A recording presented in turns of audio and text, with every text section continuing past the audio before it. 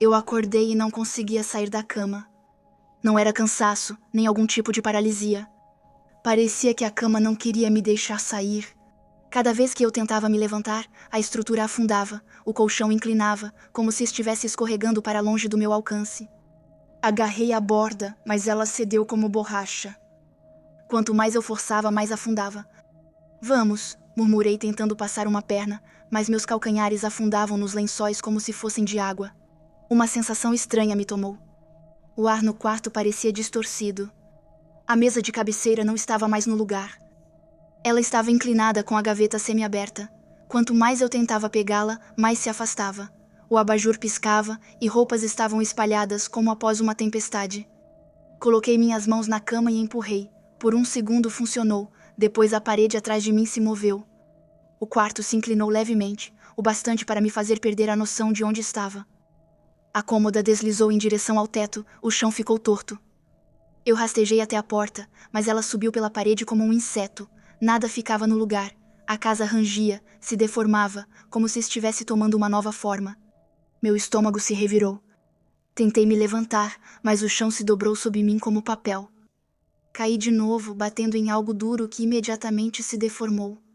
E antes mesmo que eu pudesse gritar, o quarto começou a girar. A cama, as paredes, tudo girava lentamente. Um verdadeiro pânico tomou conta de mim. Minha visão se estreitou e, de repente, tudo desapareceu. Sem quarto, sem luz, sem som, apenas escuridão, densa e opressora. Era como estar enterrada viva. Já não sabia se meus olhos estavam abertos. Estendi a mão e toquei algo sólido, talvez madeira, mas escorregou como se recusasse ser tocado. Minha mão bateu no chão, que também se movia. Impossível me segurar em qualquer coisa.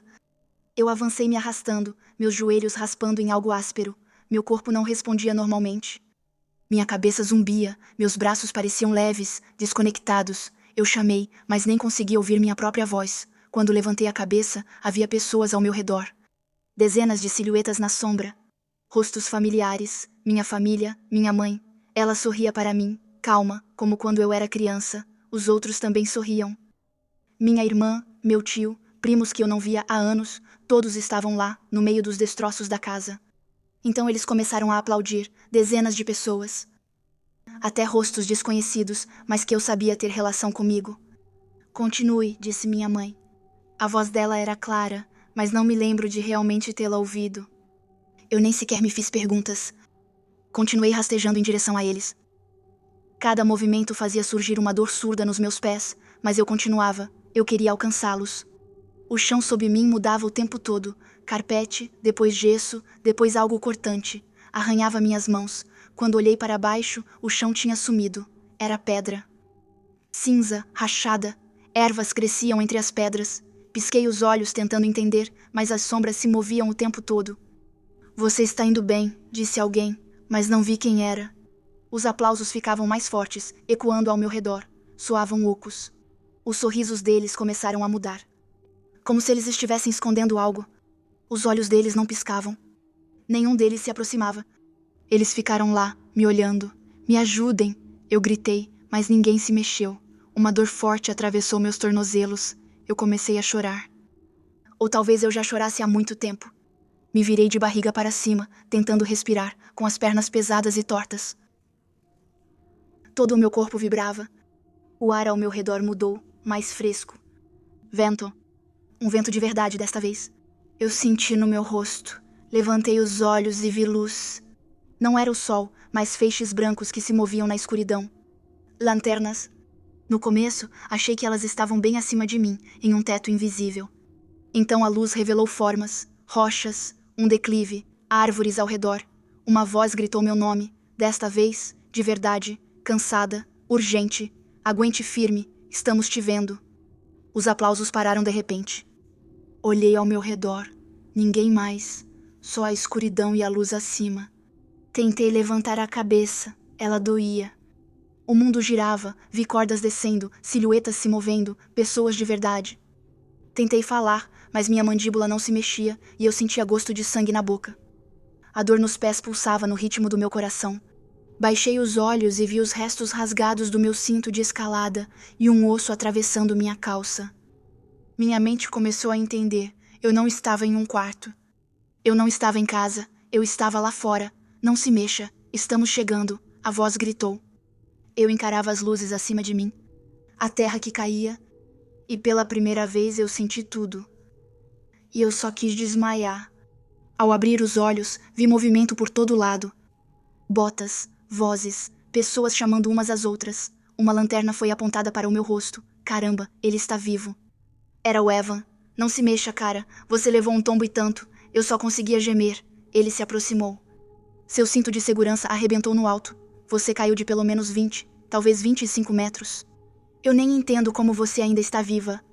Eu tentei me mexer, mas a dor explodiu nas minhas pernas. Como um choque. Sangue na garganta. A parte inferior do meu corpo estava deslocada, quebrada e inchada. Fique imóvel, ele me disse. O socorro está chegando. Eu olhava para o céu, as estrelas, as pedras ao meu redor. Como eu ainda estava viva, eu via o rastro da minha queda, os galhos quebrados, a pedra arrancada, e as lembranças voltavam. O cômodo, os aplausos, minha família, nada fazia sentido. Talvez fosse minha mente tentando sobreviver. Talvez. O resgate chegou cerca de 1 hora depois.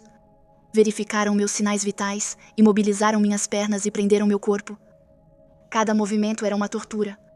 Tinha certeza de que não andaria mais. A subida de volta foi longa, muito longa. A cada metro eu sentia a corda puxar. Eu tentava não pensar em como cheguei perto da morte, mas era impossível. Lá em cima, as luzes azuis e vermelhas piscavam. Alguém me cobriu com um cobertor. Sentia que fariam o mesmo se eu estivesse morta. Depois, disseram que foi um milagre, que essa queda deveria ter me matado. Meus tornozelos destruídos, perna quebrada e clavícula fissurada, mas eu estava viva. A recuperação foi longa. Meses de reabilitação, cirurgias, dores constantes. Hoje, eu ando mais ou menos normalmente. Isso me levou mais de 1 ano, e agora não escalo mais.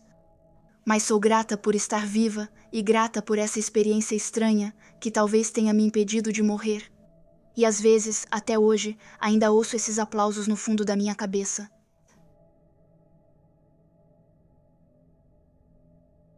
Depois de 1 semana dormindo na casa da Camille, as coisas começaram a ficar estranhas. O apartamento dela não tinha nada de incrível. Segundo andar, rua barulhenta embaixo, vizinho meio suspeito, mas ainda era melhor do que o buraco que eu alugava no sul da cidade. O prédio cheirava a comida de cachorro o tempo todo. Mas olha, tinha ar-condicionado e uma porta que realmente trancava, então eu não ia reclamar. Naquela primeira sexta à noite, adormecemos em frente à TV. Acordei por volta das 2 da manhã, com a estranha sensação de que havia mais alguém no cômodo. Não eram os barulhos habituais do prédio, era algo vivo. A moldura da porta estava mergulhada na escuridão, e havia uma forma ali, uma silhueta anormalmente escura. Por alguns segundos, pensei que talvez fosse só um jogo de luz, mas então aquilo se mexeu. Não parecia alguém andando, mas sim uma sombra líquida deslizando pela parede. Endireitei-me de repente com o coração acelerado. A forma avançou para a cozinha, parecendo derreter enquanto se movia. Entrei em pânico. Havia alguém no apartamento. Camille, Camille, eu sussurrei enquanto a sacudia, mas nada. Ela dormia profundamente. Eu me levantei e segui a coisa. O corredor parecia mais longo do que o normal. Cada barulho estava amplificado. O chão, minha respiração, tudo. Na cozinha, a forma desapareceu na quina da parede. Acendi a luz, nada. Todas as janelas estavam fechadas, a porta da frente também. Verifiquei todas as janelas, o banheiro e o armário. Vazio. Fiquei lá por um bom tempo, sob aquela luz amarela pálida, tentando racionalizar. Fiquei lá, uma sombra, um sonho, o cansaço, mas algo não estava certo. Na manhã seguinte, falei sobre isso com Camille. Ela nem pareceu surpresa. Ela tomou café, comentou. Coisas estranhas acontecem aqui às vezes, e não perguntou nada, como se já soubesse. Na noite seguinte, tranquei tudo de novo. Janelas, portas, até as do banheiro. Por volta das 3 da manhã, acordei por causa de barulhos de passos. Não eram altos, mas estavam claramente dentro do apartamento. Virei a cabeça e a vi de novo, em pé perto da porta do quarto. Camille, murmurei. Ela acordou, olhou e então ficou paralisada. Sim, eu estou vendo. A coisa se moveu levemente, o bastante para desfazer sua silhueta e desaparecer. Ficamos deitados por horas, ouvindo, esperando algum barulho, o som de uma porta, qualquer coisa, mais nada. Isso é normal aqui? Eu perguntei para ela. Não. Isso continuou nas 2 noites seguintes, sempre entre 2 e 4 horas. Sempre aquele movimento lento, perturbador, impossível de pegar. No domingo, a gente quase não dormia mais. Eu acordava em pequenos intervalos, o ar pesado ao meu redor, sem conseguir mexer o corpo. Uma vez, abri os olhos e estava paralisada. A silhueta estava lá, bem perto. Eu distinguia a cabeça dela na luz da janela. Sentia como se estivesse pregada na mesa. Ela se aproximou, com as mãos completamente negras, sem forma, e fechou as mãos em volta do meu pescoço. Eu quis gritar, mas nada saiu, meu corpo não respondia. A pressão aumentou, depois de repente, nada mais. Eu acordei em pleno dia. Camille estava sentada ao meu lado, pálida, tremendo. Você estava sufocando, seus olhos estavam abertos, mas você não estava ali. Minha garganta doía, havia um gosto metálico na boca, como de sangue. Na noite seguinte, resolvemos ficar acordados para ver isso claramente. Mas depois de dias sem dormir, acabamos pegando no sono mesmo assim. Quando acordei, ele estava lá, em pé na cama. Dessa vez, ele estava segurando alguma coisa, um tipo de bloco escuro. Eu nem tive tempo de reagir. Ele bateu, primeiro na Camille, depois em mim, e tudo ficou escuro. Quando voltei a mim, a luz da manhã passava pelas persianas. Camille estava no chão, atordoada, com sangue no cabelo. Eu estava tonta, mas ainda estávamos respirando. A gente quase não falava, só tentava entender o que tinha acabado de acontecer. O sangue vinha do ouvido dela. Uma marca seca deixava isso claro. Ela se limpou enquanto eu ficava sentada, olhando para o chão. Esse apartamento, havia algo muito errado ali dentro. Decidimos chamar a polícia. A gente pensou que alguém talvez tivesse entrado, nos drogado, feito sei lá o quê. Parecia loucura, mas não tínhamos nenhuma outra explicação. Antes mesmo de ligar, alguém bateu na porta. 2 policiais. Está tudo bem aqui? Eu assenti com a cabeça, desconfiada. Por quê?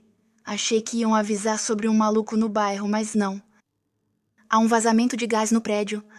Estamos evacuando todo mundo, e aí tudo fez sentido.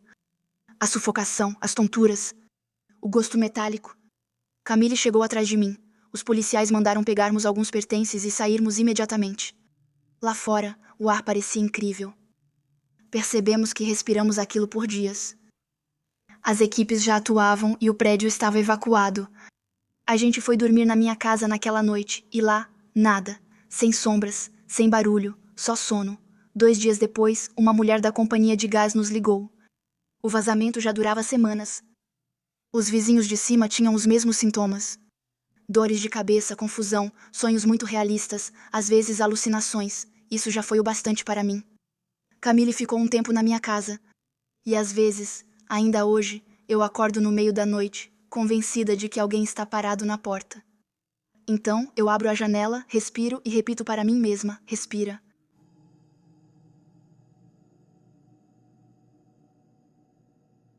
A história se passa em uma área remota do Reino Unido, mas para proteger as pessoas envolvidas, não vou revelar o local exato.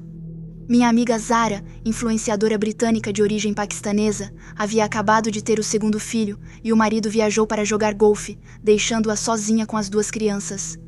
Ela já estava acostumada à solidão, pois o marido trabalhava longe e viajava de férias com amigos, deixando-a com as crianças. Era uma noite tempestuosa de outubro, com muitos trovões, então havia muito barulho.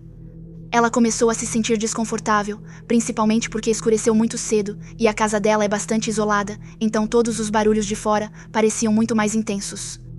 Por volta das 9 da noite, ela acabara de tomar café na cozinha. As crianças dormiam enquanto Zara fazia uma ronda para checar se tudo estava trancado. Ela voltou para a cozinha e percebeu que a porta dos fundos estava ligeiramente aberta. Ela começou a se aproximar, mas de repente sentiu uma tontura intensa. Ela cambaleou e então desmaiou.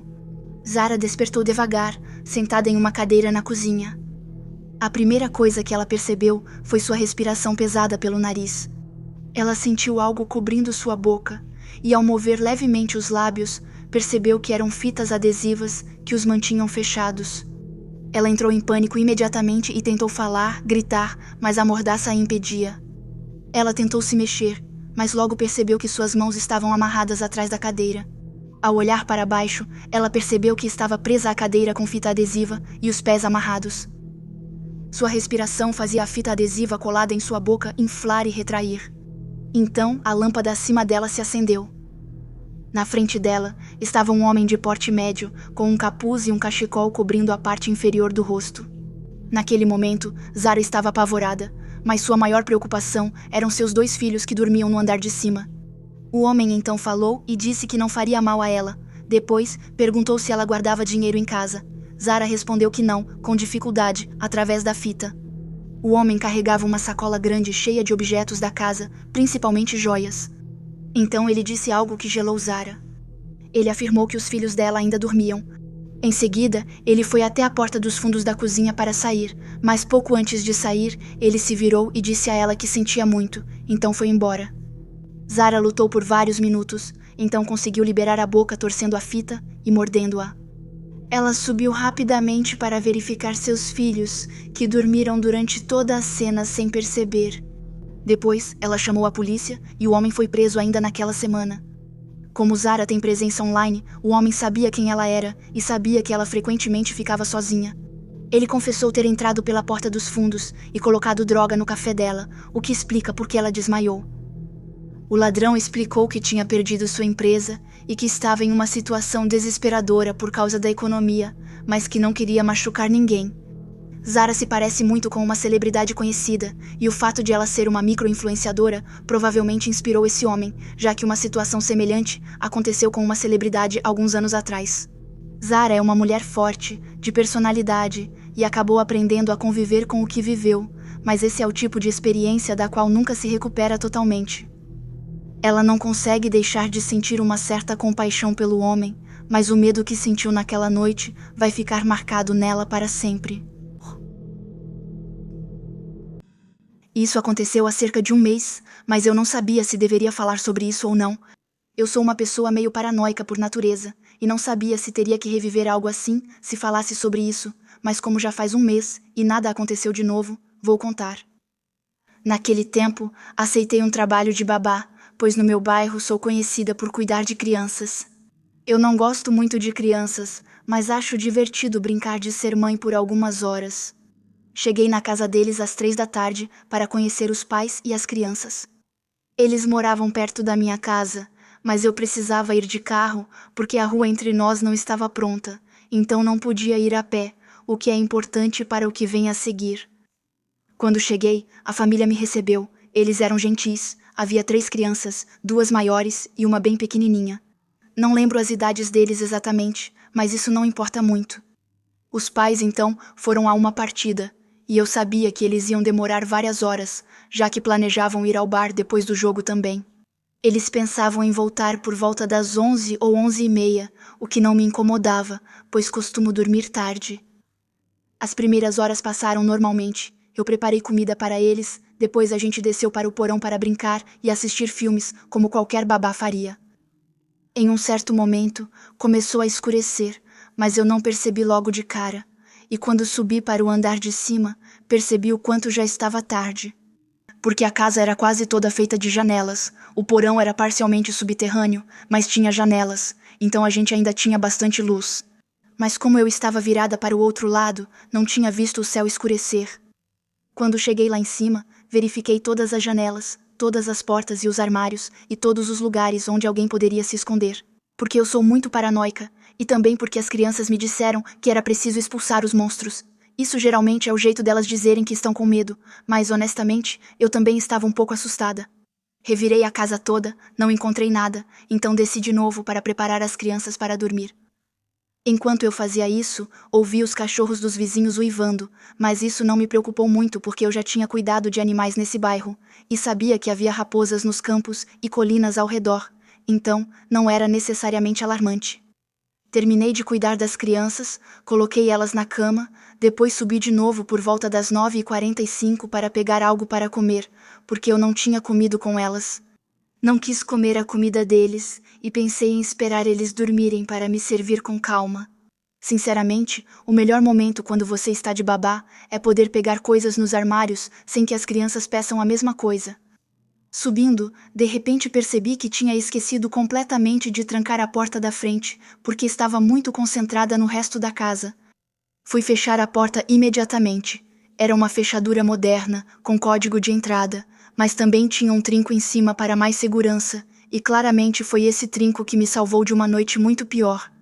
Os vidros ao redor da porta eram opacos, então não conseguia ver claramente lá fora, mas não notei nada anormal. Depois fui ao banheiro, que fica quase logo atrás da porta de entrada, um pouco de lado, então da porta do banheiro. Eu tinha uma visão parcial da varanda e de uma parte do jardim da frente, mas sem distinguir claramente as formas. Eu demorei, estava assistindo vídeos no meu celular, depois terminei, abri a porta e então vi uma silhueta bem na frente da porta de entrada.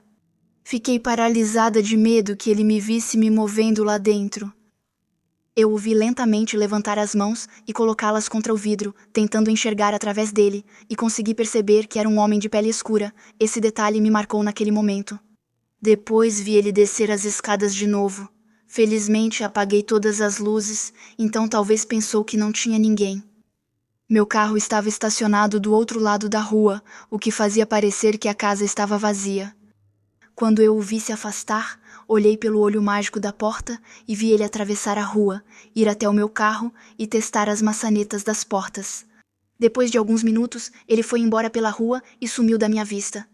Há uma casa de repouso perto daqui, então achei que fosse um idoso perdido, pois isso ocorre às vezes na região. Ainda assim, revisei as fechaduras novamente e fui comer na cozinha. Nesse momento, uma das crianças subiu e me disse que tinha visto alguém no jardim atrás da casa, e aí meu coração literalmente parou. Falei que não era nada, só uma árvore ou arbusto mexendo com o vento, e o levei de volta à cama. Subindo de novo, fechei todas as cortinas, e foi aí que vi pegadas de sapato na lama perto da porta de correr nos fundos. Os jardins do bairro ainda não estão prontos, há muita terra, e percebi que esse homem provavelmente passou pelos fundos antes de vir para a frente. Notei também marcas de lama na varanda da frente, confirmando minha suspeita. Então, olhando de novo, vi o homem reaparecer do lado da garagem, e aí senti um aperto horrível no estômago. Ele passava pelos jardins das casas como se buscasse algo. Pensei em chamar a polícia, mas tecnicamente ele ainda não tinha feito nada, e eu não queria assustar os pais à toa. Fiquei na cozinha, sentada em um canto o mais escondido possível nessa casa cheia de janelas, onde é quase impossível se esconder, e foi aí que ouvi o barulho da fechadura eletrônica destravando. Reconheceria esse barulho entre mil. Parei de respirar. Me arrastei para pegar o primeiro objeto que encontrei, uma faca de pão serrilhada que eu tinha usado mais cedo. Percebi que tranquei a trava de cima, impedindo a porta de abrir totalmente, mas isso não o impediu de tentar entrar. Olhei do quarto de hóspedes, que tem uma visão direta para a varanda, e eu o vi claramente. Esse homem tinha a pele em um estado horrível, com marcas profundas. As mãos dele estavam sujas, cobertas de lama, ele tinha dreadlocks longos e muito mal cuidados, e ele não estava usando sapatos. Me agachei para não ser vista, os pés dele estavam colados na parte de baixo da porta, enquanto ele forçava. Eu rastejei até a porta, arranquei a vedação de borracha de baixo, depois deslizei a faca por baixo e comecei a fazer movimentos rápidos de vai e vem, e foi aí que ouvi ele sair correndo. Liguei logo para os pais deles, que já voltavam para casa, e expliquei tudo, inclusive o motivo do dano na parte de baixo da porta. Até hoje, eu ainda não sei o que aquele homem queria, nem se realmente acertei ele com a faca. Meses depois, vi no noticiário que um homem foi preso na minha cidade por tráfico de drogas e tentativa de arrombamento a várias casas. Não tenho provas de que era ele, pois não havia câmeras em casa ou nos vizinhos, mas isso me arrepiou. Desde aquela noite, eu sei de uma coisa: nunca mais vou viver sem câmeras nem sistema de segurança. E, ironicamente, eu nem tive tempo de comer os lanches que eu estava esperando a noite toda. Isso aconteceu há anos, e por muito tempo deixei de falar sobre isso, não por falta de importância, mas porque as pessoas costumam reagir em retrospecto, em vez de ter empatia. Eles perguntam o que você deveria ter feito, sem entender o quanto o medo pode reprogramar completamente o seu cérebro naquele momento, mas eu acho que quem ouvir isso vai entender, então é isso. Naquela época, eu morava em um apartamento no segundo andar, na Carolina do Norte, em um bairro tranquilo, onde os vizinhos se cumprimentavam sem realmente se conhecer. Eu trabalhava como assistente médica em uma pequena clínica e geralmente chegava em casa no começo da noite. Cheguei em casa pouco após as 5 da tarde. Destranquei a porta, entrei e deixei que ela se fechasse atrás de mim, com um pequeno clique surdo. Coloquei minha bolsa no balcão, meu celular ao lado e tirei meus sapatos, sem pensar em trancar a porta. Como já fiz muitas vezes, sem pensar, meu parceiro chegaria em casa em 1 hora. Esse hábito acabou naquele dia. Fui para o corredor, em direção ao quarto, arrumando as roupas e ouvindo distraidamente o barulho do trânsito. Lá fora, eu estava pendurando roupas. Quando ouvi a porta da frente se abrir, sorri instintivamente e disse: "Oi, estou no quarto." Mas ninguém respondeu. Esse desconforto inexplicável apareceu imediatamente. Saí do quarto e fui para a sala. Tinha alguém perto do balcão da cozinha, não usava máscara, não tinha nada nas mãos, estava simplesmente ali. Um homem mais velho, desconhecido, me olhava em silêncio, como se eu o tivesse surpreendido. Por um segundo, de forma boba, pensei que ele tinha entrado no apartamento errado, mas essa ideia sumiu quando ele não pediu desculpas nem se mexeu. Eu levantei a voz e disse para ele ir embora. Imediatamente. Tentei parecer confiante, mais forte do que eu realmente era, mas ele não reagiu. Em vez disso, ele pegou meu celular, depois minha carteira, depois minhas chaves, um por um, calmamente, como se tivesse todo o tempo do mundo. Nesse momento, o pânico me dominou. A única outra maneira que eu tinha de contatar alguém era meu laptop, que estava em cima da mesa, perto da janela. Eu corri até ele. Eu o peguei e passei correndo pelo homem para chegar até o banheiro. Bati a porta e tranquei bem na hora em que ouvi passos atrás de mim. Em poucos segundos, a maçaneta começou a se mexer. Corri para dentro do armário, tranquei essa porta também e me joguei no chão. Minhas mãos tremiam tanto que eu mal conseguia abrir o computador. Entrei no primeiro aplicativo de mensagens que me veio à cabeça e mandei mensagens desesperadas para o meu parceiro, implorando para ele ligar para a polícia. Ele respondeu rápido, disse que a ajuda estava a caminho, que estava saindo do trabalho, e eu fiquei ali, encolhida, ouvindo. A porta do banheiro se abriu, passos se aproximaram, a porta do armário foi sacudida violentamente e depois, silêncio.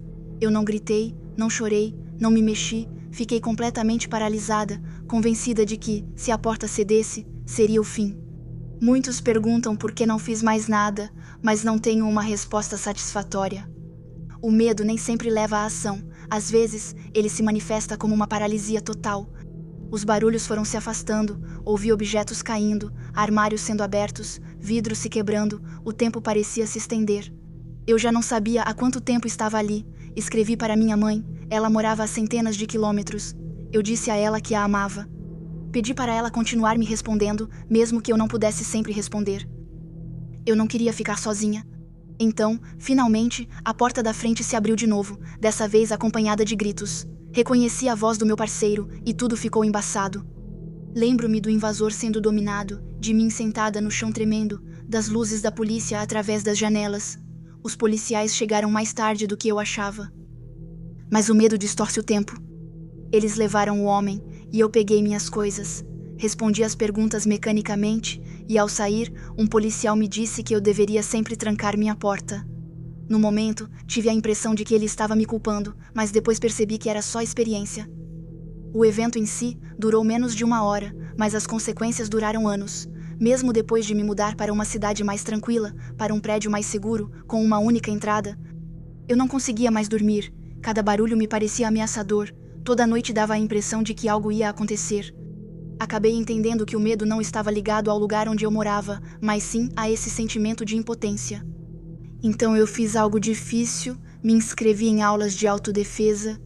No começo, eu ficava mais afastada, evitava a atenção, mas aos poucos fui me reconstruindo. Algo que eu achava que tinha perdido, minha confiança, meu controle, minha confiança em mim mesma. Ainda hoje, a pessoa que eu era naquele armário existe, mas ela não me define mais, eu não a julgo mais, ela sobreviveu como pôde, e agora eu sei mais. Se você passou por algo assim e ainda se sente assombrada, saiba que você não é fraca nem quebrada. A cura não segue regras, nem tem uma duração exata. Obrigada por ter ouvido. Se isso puder ajudar, nem que seja só uma pessoa a se sentir menos sozinha, então já valeu a pena. Cuide-se. Porque até hoje, o que mais me assombra não é só o que aconteceu, mas o quão perto eu cheguei de algo muito pior. Às vezes, eu penso nisso de novo e percebo que uma única escolha diferente, um único segundo a mais. Talvez eu nem estivesse aqui para contar isso,